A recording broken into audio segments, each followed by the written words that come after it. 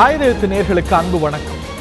எப்படி இருக்கிறார் தமிழ்நாடு முதலமைச்சர் செல்வி ஜெயலலிதா? தமிழ்நாடு முழுவதும் அதிகம் பேசப்படும், அதிகம் கேட்கப்படக்கூடிய ஒரு பொது கேள்வியாக இந்த கேள்விதான் இருக்கிறது என்று சொன்னால் நிச்சயம் மிகையல்ல. 22ஆம் தேதி உடல்நல குறைவு காரணமாக சென்னையில் உள்ள அப்போலோ மருத்துவமனையில் அனுமதிக்கப்பட்டார் முதலமைச்சர். இடையில 8 நாட்கள் முடிந்திருக்கிறது. இந்த 8 நாட்கள்ல நேற்றைய முன்தினத்தோடு சேர்ந்து அந்த மருத்துவமனை நிர்வாகத்தால 3 முறை மருத்துவ குறிப்புகள், பத்திரிகையாளர்களுக்கான அறிக்கைகள் வெளியிடப்பட்டிருக்கின்றன. அவர்களுடைய உடல்நிலை குறித்து அனைத்து மருத்துவ குறிப்புகள்லையும் அவருடைய உடல்நிலை சீராக இருக்கிறது என்றும், அந்த மருத்துவமனையுடைய இந்த சிகிச்சைகளுக்கு நல்ல பலன் இருக்கிறது என்றும் அறிவிக்கப்பட்டிருக்கிறது. ஆனாலும் ரக்கை கட்டி பறக்கின்றன ஊகங்கள், ரக்கை கட்டி பறக்கின்றன வதந்திகள். வகை வகையாக, ரகம் ரகமாக, தினுசாக தினந்தோறும் ரக்கை கட்டி இந்த பத்திரிகையாளர் அறிவிக்கைகள் வருவதற்கு இடையேயும் வந்த பிறகும் ரக்கை கட்டி இந்த ஊகங்கள் பறக்கின்றன. எங்க சித்தப்பாவுடைய நண்பர் அப்போலோ ஹாஸ்பிட்டல்ல தான் பணியாற்றார். அவர் சொன்னாரு, இதுதான் பிரச்சனையா அப்படின்னு ஒரு செய்தி. எங்களுடைய ஃப்ரெண்டோடைய எதிர் வீட்டுக்காரர் அப்போலோ ஹாஸ்பிட்டல்ல ரொம்ப பெரிய பொறுப்புல இருக்கிறார், அவரே சொல்லிட்டாருங்கிறது செய்தி. இந்த மாதிரி தமிழ்நாடு முதலமைச்சருடைய ஹெல்த்தை பற்றி மட்டும் தமிழ்நாட்டில் எப்படி இவ்வளவு பேருக்கு இன்சைட் இன்ஃபர்மேஷன் இருக்குன்னு புரிந்து கொள்ள முடியாத அளவுக்கு அத்தனை பேருக்கும் ரிலையபிள் சோர்சஸ், அத்தனை பேருக்கும் ரிலையபிள் இன்ஃபர்மேஷன் அப்படின்னு வகை வகையாக வதந்திகள் பரவி கொண்டிருக்கின்றன. வாட்ஸ்அப்ல இன்னைக்கு வந்திருக்கும், வாராட்டி கூட சுத்தி வரும் ஒரு புகைப்படம் இன்னைக்கு வலம் வருது. இதுதான் செல்வி ஜெயலலிதா சிகிச்சை எடுத்துக்கிட்டு இருக்கிற புகைப்படம் அப்படின்னு ஒரு புகைப்படம். அப்புறம் விசாரிச்சு பார்த்தா ஸ்பெயின்ல எங்கேயோ ஒரு பெண்மணி ஏதோ அங்க இருக்கக்கூடிய மருத்துவமனையில எடுத்துட்டு இருக்கிற அவங்களுடைய புகைப்படம் அது இப்படி வலம் வந்து கொண்டிருக்கிறது. இப்படி அக்கறையே இல்லாம சமூக ஊடகங்கள்ல இந்த புகைப்படங்கள் வந்து கொண்டிருக்கின்றன. அரசியல் கட்சிகளை பொறுத்த வரைக்கும் ஏறத்தாழ ஒரு பொறுப்புணர்வோடு தான் இந்த விவகாரத்தை கையாண்டிருக்கிறாங்க அப்படின்னு சொல்லியாக வேண்டும். கூடுதல் வெளிப்படைத்தன்மையோடு அரசு இதை விளக்க வேண்டும், முதலமைச்சருடைய உடல்நிலை குறித்து விளக்க வேண்டும் என்று எதிர்க்கட்சிகள் கூறுகின்றார்கள். இந்த வதந்திகள் ரக்கை கட்டி பறக்கக்கூடிய ஒரு சூழ்நிலையில தான் சற்று நேரத்துக்கு முன்பாக தமிழக ஆளுநர் திரு வித்யாசாகர் ராவ் முதலமைச்சருடைய உடல்நிலை குறித்து நேரடியாக மருத்துவமனைக்கு சென்று கேட்டறிந்திருக்கிறார். இன்னும் எந்த நேரத்திலையும் அதிகாரப்பூர்வமான அறிவிப்பு, அவருடைய பிரஸ் ரிலீஸ் எதிர்பார்க்கப்படுகிறது. இந்த விவகாரம் குறித்து தான் இந்த நிகழ்ச்சியில விவாதிக்க இருக்கின்றோம். இந்த நிகழ்ச்சியில நம்முடைய மூத்த வழக்கறிஞர் திரு தமிழ்மணி அவர்கள் இணைகிறார். அதிமுகவுடைய செய்தி தொடர்பாளர், சமூக நல வாரியத்துடைய முன்னாள் தலைவர் செல்வி CR சரஸ்வதி அவர்கள் இணைகிறார்கள். மற்றும் நம்முடைய இணைகிறார் திரு R வெங்கடேஷ், மூத்த பத்திரிகையாளர், மற்றும் திராவிட முன்னேற்ற கழகத்துடைய செய்தி தொடர்பாளர், மூத்த வழக்கறிஞர் திரு கண்ணதாசன் ஆகியோரும் இந்த விவாத நிகழ்ச்சியில் நம்முடைய இணைகிறார்கள். முதல் கேள்வி செல்வி CR சரஸ்வதி அவர்களுக்கு தான். குறைஞ்சபட்சம் உங்களுக்கு இந்த கேள்வியோட ஒரு 200-300 அழைப்பாவது தினமும் வந்துட்டு இருக்கும்னு நினைக்கிறேன். அதே கேள்வியை தான் மீண்டும் நான் உங்கள்கிட்ட முன்வைக்க விரும்புகிறேன். எப்படி இருக்கிறார் தமிழ்நாடு முதலமைச்சர்? ஃபர்ஸ்ட் ஆஃப் ஆல் நன்றி மிஸ்டர் ஹரி. ஏன்னா இன்னைக்கு இந்த டிபேட்ஸை உலகம் பூரா பல லட்சம் பேர் பார்த்துக்கிட்டு இருப்பாங்க. ஒரு தெளிவான விளக்கத்தை, ஒரு உண்மையை சொல்லக்கூடிய வாய்ப்பு எனக்கு கிடைத்ததற்காக நான் ரொம்ப சந்தோஷப்படுறேன். அனைத்து இந்திய அண்ணா திராவிட முன்னேற்ற கழகத்தை பொறுத்த வரைக்கும் ஒரு முக்கிய பொறுப்பில் மகளிரணி பொறுப்பில் இருக்கிறேன். ஊடக செய்தியாளர்கள் பட்டியலில் நானும் ஒருவராக இருக்கேன். தினமும் பத்திரிகைகளுக்கு இன்னைக்கு காலையிலேருந்து நாங்கள் ஹாஸ்பிட்டலில் இருக்கும் போது பேட்டி கொடுத்துக்கிட்டு இருக்கோம். ஒன்று மட்டும் நான் மக்கள்கிட்ட உறுதியாக சொல்கிறேன், அனைத்து இந்திய அண்ணா திராவிட முன்னேற்ற கழகம் சார்பாக நாங்கள் ஒரு கருத்தை சொன்னோம்னா அது உண்மையான கருத்தை மட்டும்தான் சொல்லுவோம். எங்கள் அம்மா எப்பொழுதுமே டிபேட்டுக்கு போகும்போதே சொல்லியிருக்காங்க, உங்களுக்கு ஒரு விஷயத்தை தெளிவாக சொல்லும்போது அதில் உண்மை இருக்க வேண்டும், பொய் கலந்திருக்கக்கூடாது, உண்மையை பேசுங்கள், உண்மையை சொல்லுங்கள்னு.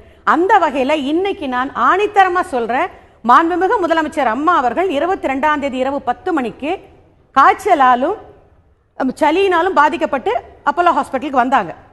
23ஆம் தேதி மத்தியானமே மருத்துவர்கள் சொன்னாங்க, வந்ததுக்கு காய்ச்சல் குறைஞ்சிருக்கு, இப்போ கொஞ்சம் ஸ்டேபிள் ஆயிட்டாங்க, நல்லா இருக்காங்க, ரெகுலராக சாப்பிட ஆரம்பிச்சிட்டாங்கன்னு சொல்லி 2, 3, 4 அப்படி 2, 3ஆம் நாள் 4ஆம் நாள் வரும்போது ஒரு 4-5 ப்ரெஸ் ரிலீஸ் மேனேஜ்மெண்ட், அப்போலோ மேனேஜ்மெண்ட்டே கொடுத்தாங்க. முதல்வர் நல்லா இருக்கிறாங்க, ரெகுலர். ரெண்டாவது 25ஆம் தேதி அப்போலோவில் உள்ள டாக்டர்ஸ், அம்மாவை கண்காணிக்கிற டாக்டர்ஸ் பிரஸ் மீட்டே கொடுத்தாங்க. அதாவது அதுக்கு முன்னாடி என்னன்னா, எனக்கு சமூக வலைதளங்கள் மேல் உண்மையில வருத்தப்படுறேன்.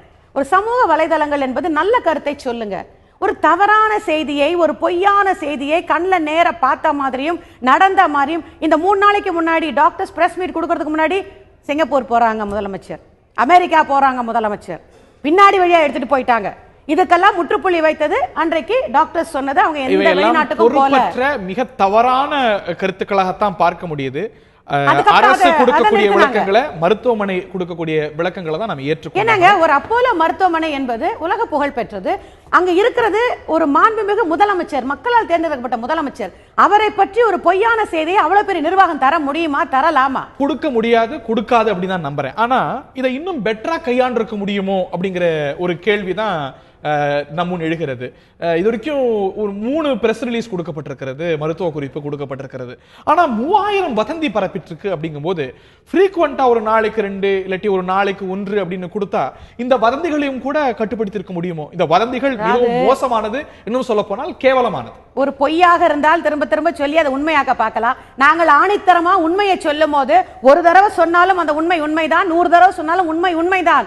இன்றைக்கு ஆணித்தரமா நான் இங்க உட்கார்ந்து சொல்றேன்னா 100% மாண்புமிகு முதலமைச்சர் அம்மா நல்லா இருக்காங்க, நலமுடன் இருக்காங்க. இல்ல, இதை செல்வி சிஆர் சரஸ்வதி சொல்றாங்க, நாங்க நம்புறோம். ஆனா அந்த மருத்துவமனை நிர்வாகம் ஒரு ஃப்ரீக்வெண்டா அறிவிக்கும் போது, இல்லாட்டி சுகாதாரத்துறை அமைச்சர் அறிவிக்கும் போது, சுகாதாரத்துறை செயலர் அறிவிக்கும் பொழுது அது இன்னும் கூட இந்த வதந்திகள் எல்லாம் கட்டுப்படுத்தும் இல்ல அடியோடு நிறுத்தக்கூடிய வாய்ப்பு இருக்கிறது இல்லையா? மிஸ்டர் ஹரி, ஒரு மேனேஜ்மெண்ட், ஒரு அப்போலோ மேனேஜ்மெண்ட்டை விட, அப்போலோ டாக்டர்ஸை விட ஒரு ஆணித்தரமா அமைச்சர்களோ மற்றவர்களோ சொல்லலாம். பட் எங்களுக்கு எங்க அம்மாவுக்கு வைத்தியம் பார்க்கிற மருத்துவர்கள் சொல்றாங்க, எங்க அம்மாவை அப்போலோ ஹாஸ்பிடல் நிர்வாகம் ஏற்கிறோமா? நான் அதை குறைய சொல்லல, ஏன் சொல்லலங்கிற கேள்வி கேட்கல. அதோட ஃப்ரீக்வன்சி அதிகமா இருக்கும்போது உங்களுக்கு நல்லா நிலைவு இருக்கும். டாக்டர் எம்ஜிஆர் அவர்கள் இதே போல உடல்நல குறைவு காரணமா பாதிக்கப்பட்டிருந்த போது அன்றைய சுகாதாரத்துறை அமைச்சர் ஆல்மோஸ்ட் தினமும் பத்திரிகையாளர்களை சந்தித்து விளக்கி கொண்டிருந்தார். சோ அது போன்று இன்னும் கூடுதலான இன்ஃபர்மேஷன் வரும்பொழுது இந்த வதந்திகள்லாம் முற்றுப்புள்ளி பெறும். வியாழக்கிழமை வரைக்கும், ஞாயிற்றுக்கிழமையில இருந்து வியாழக்கிழமை வரைக்கும் வதந்திகள் எவ்வளவு உச்சத்துக்கு போச்சுன்னு உங்களுக்கு தெரியும். உங்களுக்கு நிறைய அழைப்புகள் வந்திருக்கும். ஏன்னா அந்த சமயத்துல புல்லட்டின்ஸ் இல்ல. ஒருவேளை இந்த புல்லட்டின்ஸ் வியாழக்கிழமை வந்தது போல முன்பு வந்திருக்குமானா இந்த வதந்திகள்லாம் ஓரளவுக்கு கட்டுப்படுத்திருக்க முடியும். அதுக்கு அப்புறமா வந்துச்சு வேற விஷயம். கட்டுப்படுத்த முடியலையே. இவ்வளவு தெளிவா சொல்லி கூட வதந்தி பரப்புறவங்க பரப்பிக்கிட்டு தானே இருக்காங்க. ஒரே ஒரு விஷயம் மிஸ்டர் ஹரி, ஒரு மாண்புமிகு முதலமைச்சர் தெளிவா உங்களுக்கு உடல்நிலை காய்ச்சலால் பாதிக்கப்பட்டு அங்க வந்து சேர்ந்திருக்காங்கன்னும் போது அந்த காய்ச்சலும் அவங்களுக்கு இருக்கிற அந்த மற்ற பிரச்சனைகளும் சரி பண்ணுவதற்காக கண்காணிப்பில் இருக்கிறாங்க, ரெஸ்ட்ல இருக்கிறாங்க. நாங்க கேட்டுக்கொண்டதனால தான் இங்க இருக்கிறாங்கிற தெளிவா நாங்க விளக்க சொல்லியாச்சு. தினமும் பத்திரிகையில சொல்றோம், தினமும் பிரஸ்ல சொல்றோம். ஆனால் சில விஷமிகள் இதையே வேலையா வச்சுக்கிட்டு இப்படி தவறான செய்திகளை பரப்புவது எந்த வகையிலும் நியாயம் இல்லை. நீங்க சொல்றதா ஏத்துக்கணும், அதிகாரப்பூர்வமா அறிவிக்கிறதா ஏத்துக்கணும், அதுல மாற்றுக்கிறதே இல்ல. அந்த விஷமிகளுக்கு வேலை இல்லாம செய்யறதுக்கு இன்னும் கூட நம்மளால ப்ரோஆக்டிவா இருக்க முடியுமோங்கிறதா என்னுடைய அக்கறை. அதாவதுங்க, நல்ல விஷயங்கள் நல்லது செய்யறவங்கள நீங்க கேட்டுக்கலாம். நான் இப்படித்தான் பண்ணுவேன், நான் விஷயத்தை தான் பரப்புவேன்னா அது அவர்களால பார்த்து திருந்தணுமே தவிர சொல்லி திருந்தக்கூடிய நிலைமையில அவங்க இருந்தாங்கன்னா நிச்சயமா செய்ய மாட்டாங்க. திரு தமிழ்மணி அவர்களுடைய முதற்கட்ட கருத்தை நான் கேட்க விரும்புறேன். சில எதிர்கட்சிகள் கூட கோரி இருக்கிறாங்க, இவ்வளவு வதந்திகள் வந்துட்டு இருக்கு, இது வந்து நல்லது இல்ல, ஒரு படம் எடுத்து வெளியில அனுப்பினா அது சரியா இருக்கும் அப்படிங்கிற மாதிரியான கோரிக்கை வச்சாங்க. இன்னும் சில கோரிக்கைகள் வச்சாங்க. கவர்னர் வந்து பார்வையிட்டிருக்கிறாரு. இன்னும் எந்த நேரத்திலயும் அவருடைய அறிவிக்கை கூட வரலாம்.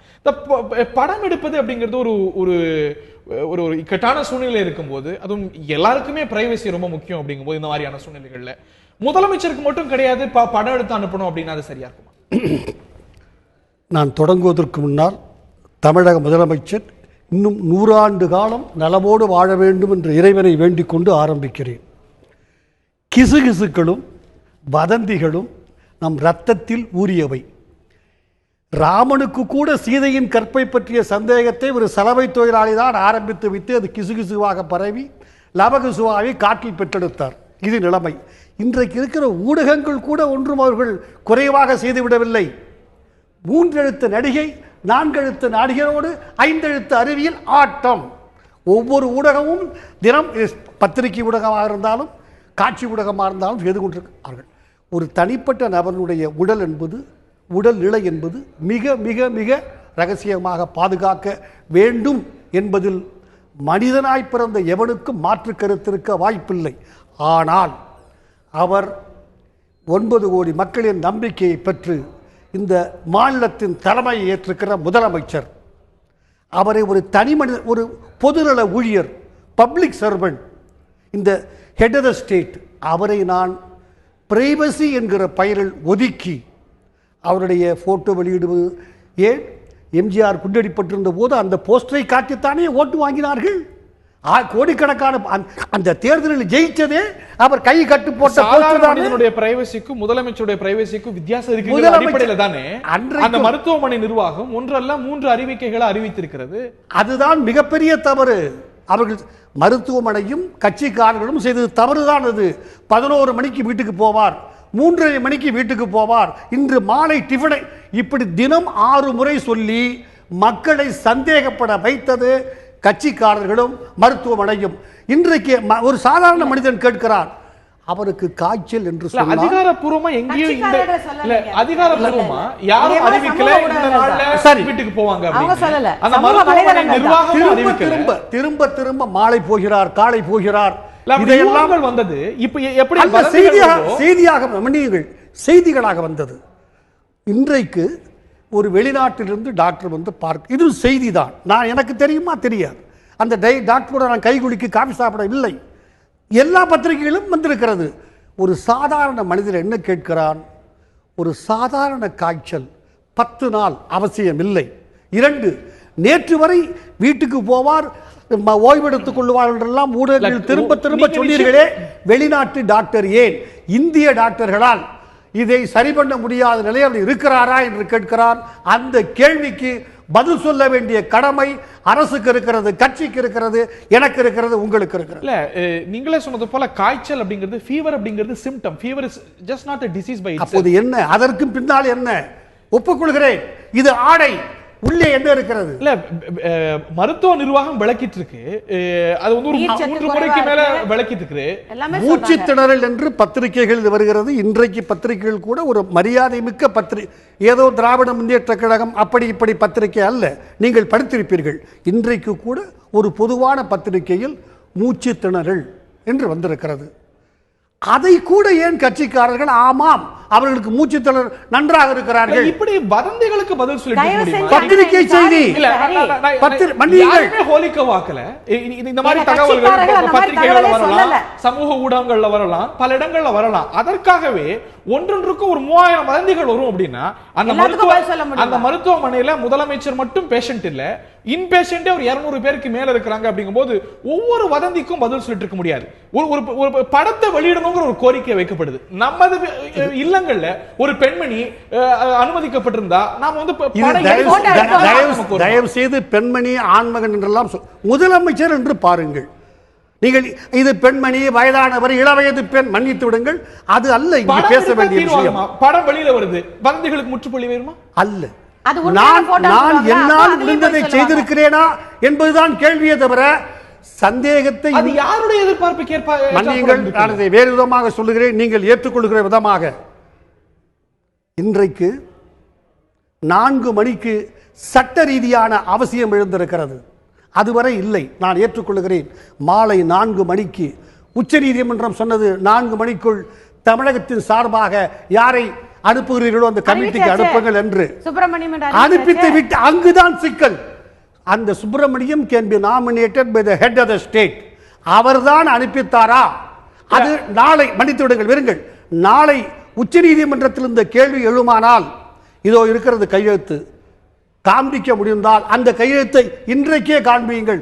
கையெழுத்து போட்டோ வேண்டாம், அவர் போட்ட கையெழுத்து சுப்பிரமணியன் என்று எழுதி அதை கூட காண்பிக்க முடியாது. அவருடைய உரையை தான் இதுல டெல்லியில் நடந்த காவேரி சம்பந்தமான கூட்டத்தில் முதலமைச்சரோட உரை தான் படிக்கப்பட்டது.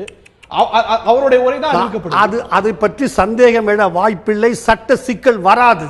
நான் சொல்லுவது, நாளை இந்த கமிட்டி போடப்பட்டிருக்கிறது தவறு என்று கர்நாடகம் உச்சநீதிமன்றத்தில் வாதாடுமானால் குறைந்தபட்சம் இதோ இருக்கிறது எங்கள் முதலமைச்சர் போட்ட கையெழுத்து.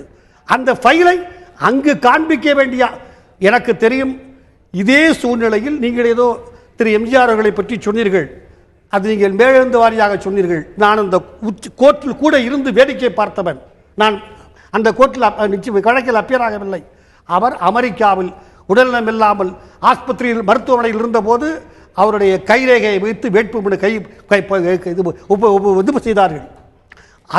அதை அருண் பட்வர்தன் என்கிற அன்றைய அமெரிக்கன் இந்தியன் எம்பசியை சேர்ந்த அதிகாரி ஆமாம் என் முனையில் ஒப்பமிட்டார் என்று போட்டு அந்த வேட்புமனை முடித்து விடுகிறேன். மிக முக்கியமான தகவல், ஏற்றுக்கொண்டார்கள். அது வழக்காக மாறுவதற்கு முன்னால் அவர் ஜெயித்து விட்டார். இயற்கை. இந்த கையெழுத்து போட்டு ஒரு வாரத்திற்கெல்லாம் எந்த பிரபலமான மருத்துவரை அவரை கவனித்து வருகிறாரோ இன்றைக்கு நீங்கள் தேடி பார்க்கலாம். He is trying to be a human being. இதுதான் அந்த டாக்டர் பேட்டி கொடுக்கிறார் டெலிவிஷனுக்கு. He is trying to be a human. இது வார்த்தை இல்லை என்றால் நீங்கள் என்ன தண்டனை கொடுத்தாலும் ஏற்றுக்கொள்கிறேன். மீண்டு வந்தார் அல்ல அல்ல, நான் சொல்றது புரிந்து கொள்ளுங்கள். அல்ல அல்ல, புரிஞ்சுக்கிறேன். அல்ல, அந்த வழக்கில் அந்த இவர் கையெழுத்து போடவில்லை என்று ஒரு வாதம் வைக்கப்பட்டு நீதிபதி திரு எஸ் நடராஜன் என்று மாண்டு விட்டார். பின்னால் சுப்ரீம் உச்சநீதிமன்ற நீதிபதியாக இருந்து மாண்டு விட்டார். அவர் அந்த டாக்டருக்கு சம்மனை அனுப்பித்து விட்டார். பிறகு கே வேணுகோபால் இங்கே வந்து உட்கார்ந்து பல்வேறு கை வைத்தியங்களை செய்து அந்த வழக்கை வெற்றி பெற்றார். அதுக்கான சூழல் இங்க எங்க எழுது? நீங்க ஒரு கான்ஸ்டிடியூஷனலா கூட ஒரு கேள்வி எழுது அப்படின்னீங்க, இன்னைக்கு மாலை எழுதுது அப்படின்னீங்க. அதற்கு முற்றுப்புள்ளி வைக்கும் வகையில இன்னைக்கு மாநிலத்துடைய ஆளுநர், ஏன்னா அதான் கான்ஸ்டிடியூஷன் அத்தாரிட்டி, சற்று நேரத்துக்கு முன்பாக முதலமைச்சரை பார்த்து விட்டார், சந்தித்து விட்டார், உடல்நிலை பற்றி கேட்டறிந்து விட்டார். அதுவும் நடக்குது. பார்த்து விட்டாரா, அவரோடு பேசினாரா, பார்த்து விட்டாரா, கேட்டறிந்து விட்டாரா? அவர் விளக்குவார். அவர் விளக்கிய பிறகு நானும் ஏற்றுக்கொள்வேன், மற்றவர்களும் ஏற்றுக்கொள்வார்கள். ரகசியமா இல்லையா அந்த சந்திப்பு நடக்கக்கூடிய ஒரு சூழ்நிலை இருக்கிறது. மருத்துவமனையிலிருந்து அறிவிக்கைகள் வருகிறது. ஒரு படம் தீர்வாகுமா? ஒண்ணும் இல்ல. ஒரு கடந்த வாரத்துல வேற எங்கேயும் இல்ல, உச்சபட்ச ஜனநாயகம் இருக்கக்கூடியதா கருதக்கூடிய அமெரிக்கால கடந்த வாரத்துல ஹிலரி கிளின்டனுக்கு இதே ஒரு சூழ்நிலை வருகிறது. அவர் இப்போ ஒரு பொது வழியில ஒரு நிகழ்ச்சியில கலந்து போய் மயக்கம் போட்டு விடுறாங்க. அதற்கு பிறகு அவங்களுடைய படம் எங்க, அவங்க உடல்நிலை சரியில்லை, அவங்க மோசமாயிட்டாங்க, இப்படி எல்லாம் கருத்து வருது. அதற்கு பிறகு அந்த வதந்திகளுக்கெல்லாம் முற்றுப்புள்ளி வைக்கும் வகையில நான் நலமா இருக்கேன் அப்படின்னு அவங்க வெளியில வந்து தோற்றம் காட்டுறாங்க. எத்தனையாவது நாள்? 10 நாள் கழித்தா? சில நாட்களுக்கு பிறகு, இரண்டாவது நாள் அது அவங்களுடைய இரண்டாவது நாள். அப்போ அவங்க என்ன பண்றாங்க? அதை விட மோசமாக இருக்கிறதா என்றுதான் கேட்கிறோம். அவங்களுடைய மகளுடைய அபார்ட்மெண்ட்ல இருந்து வெளியில வர்றாங்க, வீடியோ எடுக்கப்படுது. அது நம்பப்படுதா? இந்த வதந்திகளை கிளப்புறவங்க அங்க இருக்கக்கூடிய ஊடகங்கள் வரைக்கும் இது ஹிலரி கிளின்டனே கிடையாது, ஹிலரி கிளின்டன் மாதிரி இருக்கக்கூடிய வேற யாரோ. இந்த வதந்திகளுக்கு முற்றுப்புள்ளி வைக்க முடியாது. எந்த வதந்திக்கும் எப்போதும் முற்றுப்புள்ளி வைக்க இயலாது. நான் உணர்ந்திருக்கிறேன், தவறல்ல. ஆனால் நம்மால் முடிந்த எந்த முயற்சியை நாம் எடுத்திருக்கிறோமா என்பது மட்டும்தான். ஒரு புரட்சி தலைவர் எம்ஜிஆர் அவர்கள் போட்டோ வந்து அவர் ஒரு ஆண், மாண்புமிகு முதலமைச்சர் ஒரு பெண், ஒரு ஆஸ்பத்திரிக்குள்ள இருக்கும் போது அவங்க ட்ரீட்மெண்ட்ல இருக்கும் போது ஏன் நீங்க போட்டோ எடுக்கல, ஏன் நீங்க வெளில கொடுக்கலன்னு சொல்றதே அபத்தமா இருக்கு. அப்படியே போட்டோ எடுத்து ஒரு பெண் அவங்க சிகிச்சை பெறும் போது உள்ள போய் போட்டோ எடுப்பாங்களா? சாதாரணமா பெண்கள் நாங்க வீட்டுல இருந்தாலே யாரா போட்டோ எடுக்கணும்னா we won't allow. நாங்க வர்றவங்க வெளில வந்ததுக்கு அப்புறம் போட்டோ எடுத்துக்கங்க. We want privacy. We don't want to show ourselves what we are. ஒரு பெண்ணுக்கு இயல்பாகக்கூடிய ஒரு பிரைவசியை எடுத்துடணுமாங்கிற ஒரு கேள்வி இருக்கு. நான் மீண்டும் பாறேன், விரிவா இதை பற்றி விவாதிக்கலாம். திரு கண்ணதாசன் அவர்களுடைய கட்சியும் இந்த ஒரு கோரிக்கையை வலியுறுத்தி இருக்கிறது. அவர் வலியுறுத்தி இன்னொரு கோரிக்கை கவர்னர் வந்து பார்க்கணும் அப்படின்னு. கவர்னரும் பார்த்து விட்டார். அவரும் இதை பற்றிய விளக்கங்களை கொடுக்க வாய்ப்புகள் நிறைய இருக்கின்றன. இந்த நிகழ்ச்சியில நம்முடைய திரு வெங்கடேஷ் அவர்களும் திரு கண்ணதாசன் அவர்கள் நினைக்கிறார்கள். இவருடைய கருத்தையும் கேட்க விரும்புகிறேன். திரு கண்ணதாசன் அவர்கள்ட்ட தான் முதல்ல கேட்க விரும்புகிறேன். முதல் அறிக்கையிலும் சரி, இரண்டாவது அறிக்கையிலும் சரி, முதலமைச்சருடைய உடல்நலன் நல்ல நிலைக்கு வர வேண்டும், அவர் சீராக மீண்டும் இயல்பு நிலைக்கு திரும்ப வேண்டும் அப்படின்னு வாழ்த்திருக்கிறார் திரு கருணாநிதி. நிச்சயம் அது வரவேற்கத்தக்க ஒரு நிலைப்பாடு. ஆனா அவருடைய புகைப்படத்தை வெளியிடணும், இந்த வதந்திகளுக்கெல்லாம் முற்றுப்புள்ளி வைக்கணும் அப்படின்னா புகைப்படத்தை வெளியிடுவதுதான் சரியா இருக்கும் அப்படின்னு திரு கருணாநிதி அவர்கள் சொல்றார். அவர் சொன்ன அந்த கோரிக்கையானது மற்றவர்களை விடுங்க, உங்களுடைய கூட்டணி கட்சியான காங்கிரஸ் தலைவர் திரு திருநாவுக்கரசர் அவர்களுக்கே ஏற்புடையதா இல்ல. ஒரு பெண், அதுவும் ஒரு சிகிச்சை பெற்று வராங்க அப்படிங்கும் போது நமது இல்ல பெண்மணிகளை படம் எடுக்கணும் நமக்கு எண்ணம் வராது. அப்படிங்கும் போது முதலமைச்சருக்கு மட்டும் ஏன் இதுல விதிவிலக்கு கொடுக்கணும்? கூட்டணி கட்சிகள் எல்லாமே ஒத்த கருத்தாக சொல்ல வேண்டும் என்று எதிர்பார்ப்பதே மிக தவறான ஒரு எண்ணம் தான். நீங்கள் பேசும்பொழுது மரியாதைக்குரிய மூத்த வழக்கறிஞர் தமிழ்மணிக்கு சிறப்பாக கருத்துக்களை சொன்னாங்க. என்ன கருத்துன்னு கேட்டிங்கன்னா, நீங்கள் வந்து ஒரு முதலமைச்சராக அவங்க பாருங்கள், ஒரு கான்ஸ்டிடியூஷனல் போஸ்ட், அது ஒரு அரசமைப்பு சட்டத்தில் உருவாக்கப்பட்ட ஒரு பதவி. அவருடைய கட்சி தலைவியாக இருந்தால் அதை பற்றி யாரும் கவலைப்பட போகிறதில்லை, தொண்டர்கள் வரைக்கும் கவலைப்பட்டு போவாங்க. ஒரு மாநிலத்தின் முதலமைச்சர், அவருக்கு இப்படிப்பட்ட ஒரு நிலைமை, மக்களுக்கு எந்த செய்தியும் தெளிவாக தெரியாத பொழுது அதை ஒரு சாதாரண குடிமகனாக, இந்த மாநிலத்தினுடைய ஒரு குடிமகனாக இருந்து அது பற்றி விளக்கம் கேட்பதற்கு அனைவருக்கு உரிமை இருக்கிறது. இதில் வந்து எம்ஜிஆர் அவர்கள் வந்து பற்றி சொன்னாங்க. எம்ஜிஆர் வந்து 5/10/1984 அன்று இதே அப்பல்லோ மருத்துவமனையில் அனுமதிக்கப்பட்ட பொழுது, அது 8/10/1984 அன்று அப்பல்லோ மருத்துவமனை ஒரு அறிக்கை வெளியிடுகிறது. அவர் சளி காய்ச்சலால் மட்டும் அவதிப்படுகிறார் என்று. ஆனால் அதற்கு பின்னால் அவருக்கு எப்படிப்பட்ட உடல் உபாதைகள்லாம் ஏற்பட்டன என்பதெல்லாம் பின்னாளில் தெரிய வந்த பொழுது அனைவரும் வருத்தப்பட்டாங்க. அதே வருத்தம் தான் எங்களுக்கும். முதலமைச்சர் உடல் நலம் சரியில்லாமல் போவது என்பது எல்லாருக்கும் சகஜமான ஒன்றுதான். அதை பெரிதுபடுத்தி அரசியலாக்க விரும்பவில்லை. அதுக்காக தான் தலைவர் கலைஞர் அவர்களும் மரியாதைக்குரிய தளபதி அவர்களும் மிக தெளிவாக சொன்னாங்க. இதுல அடிப்படையான விஷயம் என்னன்னு கேட்டீங்கன்னா, மருத்துவ குழு அப்படிங்கிறது எந்த அடிப்படையில் தேவைப்படுது, மற்ற விளக்கங்கள் ஆடியோ தேவைப்படுது, ஏன் அதை நம்ப கூடாதுங்கிற சரஸ்வதி அவர்கள் சொன்னது போல ஒரு ரெப்யூட்டட் இல்ல. இந்த ஏன் நம்பிக்கை இல்லைன்னா 1984ஆம் ஆண்டு எம்ஜிஆர் அவர்களுக்கு அளிக்கப்பட்ட அந்த அறிக்கையின் அடிப்படையில் தான். இப்ப கூட பாருங்க, ஏன் அரசு மருத்துவர்கள் யாரும் தலை சிறந்த மருத்துவர்கள் இல்லையா? இந்த குழுவில் ஒரு அரசு மருத்துவரை வச்சு அவரை வச்சு கூட சொல்லலாம் இல்லையா? தமிழக அரசு மருத்துவர்கள் மேலேயே இந்த தமிழ் அரசுக்கு நம்பிக்கை இல்லையா? இப்படிப்பட்ட ஒரு செயல்பாடுகள் தான் மக்களுக்கு பலத்த சந்தேகத்தை ஏற்படுத்துகிறது. திமுக தலைவர் தமிழ்நாடு முதலமைச்சராக இருந்த போது ஜனவரியிலிருந்து மார்ச் 2009 வரைக்கும் மருத்துவமனையில் இருந்தார். அவர் எந்த அரசு மருத்துவமனைக்கும் போல தனியார் மருத்துவமனையில் தான் சிகிச்சை பெற்றார். அன்னைக்கு கவர்னர் போய் பார்க்கணுங்கிற ஒரு கேள்வி எழல. அன்னைக்கு புகைப்படத்தை வெளியிட்டே ஆகணுங்கிற ஒரு கேள்வி எழல. இன்று மட்டும் ஏன் எழணும்னு கேட்கிறேன். புகைப்படம் நாங்க வெளியிட்டோம். புகைப்படம் வெளியிடப்பட்டது, அதையே மறுக்கிறீங்க. அதே சமயத்தில் ஜெயலலிதா அவர்கள் என்ன அறிக்கை விட்டாங்கன்னு அதையும் படிச்சு பார்க்கணும். நீங்க 2009 இதே தலைவர் கலைஞர் அவர்கள் மருத்துவமனை அனுமதிக்கப்பட்ட போது கோவை பொதுக்கூட்டத்தில் பேசிய இன்றைய முதலமைச்சர் ஜெயலலிதா அவர்கள் அவரை மூட்டையாக கட்டி விமானத்தில் ஏற்றி ஆம்புலன்ஸில் ஏற்றி கொண்டு வர தாமதம் என்று ஒரு மோசமான வார்த்தை பேசுறாங்க. அந்த மாதிரி திராவிட முன்னேற்ற பேசல. 10க்கு அப்புறம் தான் அவங்க கோவை பொதுக்கூட்டம் நடந்தது. 2009 இதே வார்த்தையை பேசியிருக்காங்க. நீங்க என்ன பாருங்க, நான் என்ன சொல்றேன், இதே வார்த்தையை பேசிருக்காங்க. அவங்க பேசலன்னு மறுக்க முடியாது. இப்படிப்பட்ட அரசியல் நாகரிகம் இல்லாத திராவிட முன்னேற்றங்களை நாங்க கேட்கறதெல்லாம் மருத்துவமனைக்கு போறது. நாங்க ஏன் அந்த தனியார் மருத்துவமனை கேட்கல. இந்த மருத்துவர்களுடன் ஏன் அரசு மருத்துவர்களும் சென்று இணைந்து அதை பார்த்து ஒரு அறிக்கையா வெளியிடக்கூடாது தான் கேட்கிறோம். ஒரு புரோட்டோகால் இருக்குது, யார் யார் அறிக்கை வெளியிடணும்னு சொல்லிட்டு. சுகாதாரத்துறை அமைச்சர் தலைமைச் செயலர் இருக்காரு. போது சுகாதாரத்துறை அமைச்சர் அங்க போயிட்டு வராரு. இது மேல ஒரு அவநம்பிக்கை. ஏன் அமைதியா உட்கார்ந்திருக்காரு? ஏன் தனியார் மருத்துவர் உட்கார்ந்திருக்காங்க? இல்ல எங்க எங்களுக்கு அவநம்பிக்கைன்றதெல்லாம் இப்ப கூட இப்ப இல்ல இப்ப ஆளுநர் கூட பார்த்துட்டு போனாரு. செய்தியாளர் சந்திச்சாரா? சந்திக்கல. இல்ல. ஆக நடப்பது என்ன? எங்களோட தேவையெல்லாம் முதலமைச்சரோட உடல்நிலையை தான் நாங்க பார்க்கணும் தவிர ஆளுநர் அதிமுக காரரா மத்திய அரசாங்கத்துடைய பிரதிநிதி இல்ல. ஒரு கான்ஸ்டிடியூஷனல் பொசிஷன் அவர் பார்க்கணும். நீங்க பார்த்துட்டு போயிட்டாரு.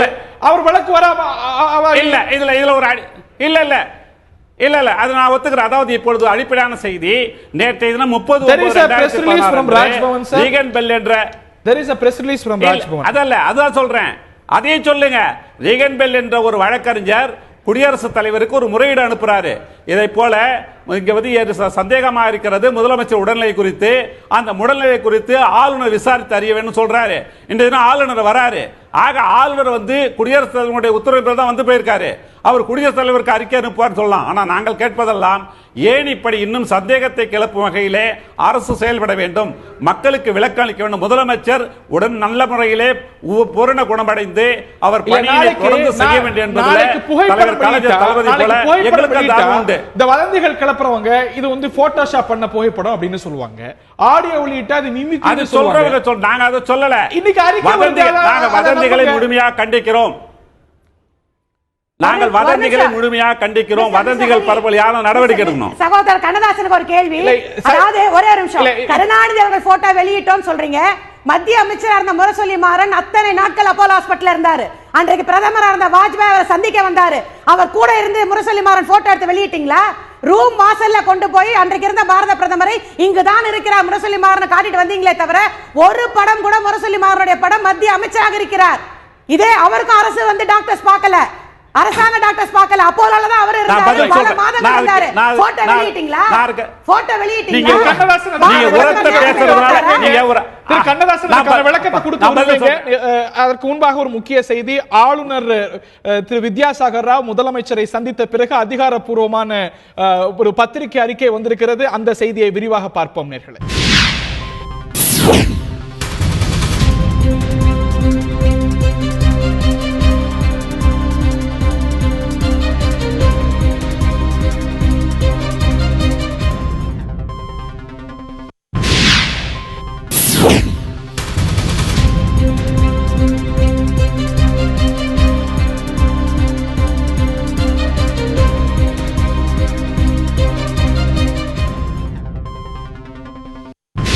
நாம் விவாதித்து வரக்கூடிய இந்த ஒரு சூழ்நிலையில் ஆளுநருடைய அறிக்கை, விரிவான அறிக்கை வந்திருக்கிறது. தமிழக முதலமைச்சரை இன்று மாலை தமிழக ஆளுநர் பொறுப்பு திரு வித்யாசாகர் ராவ் அவர்கள் சந்தித்தார் என்றும், முதலமைச்சருடைய உடல்நிலையில் நல்ல முன்னேற்றம் ஏற்பட்டு வருகிறது, அவருக்கு நல்ல சிகிச்சை அளிக்கப்பட்டு வருகிறது, அவருடைய ரிகவரி, அவருடைய இந்த ஒரு முன்னேற்றம் மகிழ்ச்சி அளிக்கிறது என்றும் ஆளுநருடைய அறிக்கையில தெரிவிக்கப்பட்டிருக்கிறது.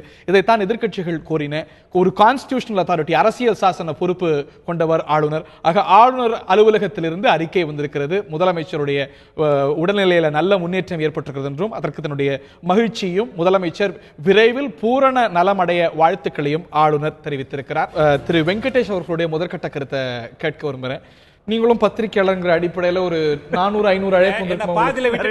திரு கண்ணதாசன், உங்களோட கருத்தை நான் விரிவா கேட்கணும் விரும்பினதுனால பாதியில நிறுத்திட்டீங்க. திரு வெங்கடேஷோட பர்மிஷனோட எஸ் மிஸ்டர் கண்ணதாசன், கோ ஹெட்.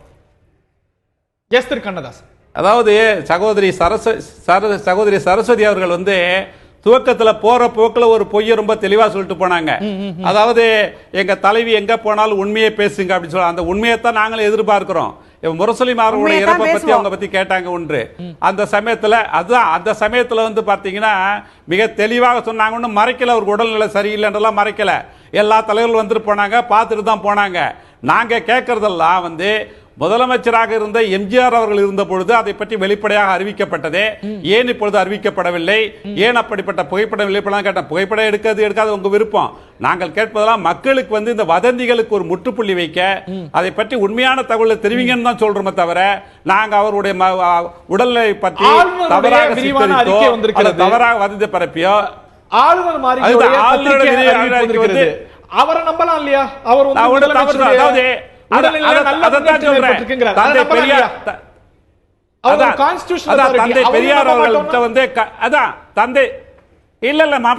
தந்தை பெரியார்கள்ட்ட ஒரு தடவை கேட்டாங்க, கடவுள் இல்லைன்னு சொல்றீங்களே, கடவுள் இருக்குன்னு கடவுள் சொன்னார்னா இருக்குன்னு நம்பிட்டு போறேன்னாரு. அதை போலத்தான் இவருடைய உடல்நிலை பற்றி தெளிவான உண்மையான சரியான தகவலை கொடுத்தா சரிதான் சொல்லிட்டு போறோம், இல்லன்னு சொல்ல போறோம். மாநிலத்துடைய ஆளுநர் அவர் அப்படி சொல்லல, கண்ணதாசன் அப்படி சொல்லல, அவரோட சொல்லவே இல்லையே, விடையதான் கேட்க முற்படுறேன். மாநிலத்துடைய ஆளுநர் முதலமைச்சர் இருக்கக்கூடிய வார்டுக்கு போய் நான் பார்த்தேன், அவருக்கு நல்ல சிகிச்சை அளிக்கப்பட்டு வருகிறது, நல்ல முன்னேற்றம் ஏற்பட்டு வருகிறது, விரைவில் குணமடைவார் அப்படிங்கிற நம்பிக்கையை வெளிப்படுத்துகிறார். முதலமைச்சரை பார்த்த பிறகு சொல்பவர் ஒரு அரசியல் கட்சி தலைவர் அல்ல, ஒரு கான்ஸ்டிடியூஷனல் அத்தாரிட்டி. ஒரு 4 நாளைக்கு முன்னாடி பாத்தீங்கன்னா தலைமைச் செயலாளர் சந்தித்தார், காவிரி பிரச்சனை குறித்து அவர்கள் அதெல்லாம் இன்ஸ்ட்ரக்ஷன் கொடுத்தாங்க அப்படிலாம் சொன்னாங்க. நாங்க அதையும் நம்புறோம். இப்பொழுதும் பார்த்தா இதே போல இதையும் நம்பக்கூடிய சூழல். அதற்கு பிறகுதான் தலைமைச் செயலாளர் பார்த்தாரு, அமைச்சர்களை பார்த்தாரு, சொன்னார்ன்றது பிறகுதான் பல்வேறு வதந்திகள் வந்தன. இந்த வதந்திகளை முற்றுப்புள்ளி வைக்க தான் நாங்க சொல்றோம். ஆக இன்னும் கூட ஆளுநருடைய அதை நாங்க அதே நேரத்தில் இன்னும் முழுமையான உண்மைகள் வர வேண்டும் நாங்க நினைக்கிறோம். வேற என்ன உண்மை? நாங்க அப்போலோ ஹாஸ்பிட்டல் சொன்னா ஏத்துக்க மாட்டோம், ஆளுநர் சொன்னா அது முழுமையான உண்மை இல்ல, வேற யார் சொல்லணும் முழுமையான உண்மையை? அதத்தான் இல்ல நான் முழுமையான உண்மை என்று சொல்வதே, உதாரணத்திற்கு ஒரு மல்டி ஸ்பெஷாலிட்டி ஆஸ்பத்திரி ஒன்று கட்டினாங்க. தமிழகத்திலேயே வெளிநாட்டில் இருந்து தமிழக மருத்துவமனையில் சிகிச்சை பெற்றுட்டு போறாங்க. அப்படிப்பட்ட சிறந்த மருத்துவர்கள் இருக்கிறாங்க. ஆனால் இங்க சிறந்த மருத்துவர் ஒரு அரசு மருத்துவரோட கூப்பிடாம லண்டன்ல இருந்து ஒரு மருத்துவர் கூப்பிட்டு சிகிச்சை பெறதா செய்திகள் வருகிறது. முதலமைச்சர் லண்டன் போறாரு, நல்ல மருத்துவமனை இருக்கு, நீங்க சிகிச்சை போறாங்க, லண்டன் போறாரு, உங்க தலைவர் அப்போலோ வந்தாரு, உங்க தலைவர் கருணாநிதி அப்போலோ வந்தாரு, அரசு ஆஸ்பத்திரிக்கு போயிருக்க வேண்டியதானே, ஏன் அப்போலோக்கு ட்ரீட்மென்ட் வந்தாரு? சுனாமி வரப்போ அப்போலோ ஹாஸ்பிடல்ல படுத்திருந்தாரு, சாட்சி நான் இருக்கேன். எனக்கு இடம் சரியில்லாம நான் அப்போலோ மருத்துவமனைக்கு தான் உங்க தலைவர் கருணாநிதி வந்தாரு, அவரோட அரசு ஆஸ்பத்திரிக்கு போல. நீங்க நிறைய சாட்சிகள் இருக்கீங்க, நான் இல்லன்னு சொல்லல. நான் என்ன சொல்ல, அரசு ஆஸ்பத்திரிக்கு போக சொல்ல உங்க முதலமைச்சரை, அவர் மல்டி ஸ்பெஷாலிட்டி அங்க போக சொல்ல. ஏன் அரசு மருத்துவர்களை சிகிச்சை சொல்றீங்க? திரு கருணாநிதி அரசு மருத்துவர்கள் வந்து பார்த்தாங்களா?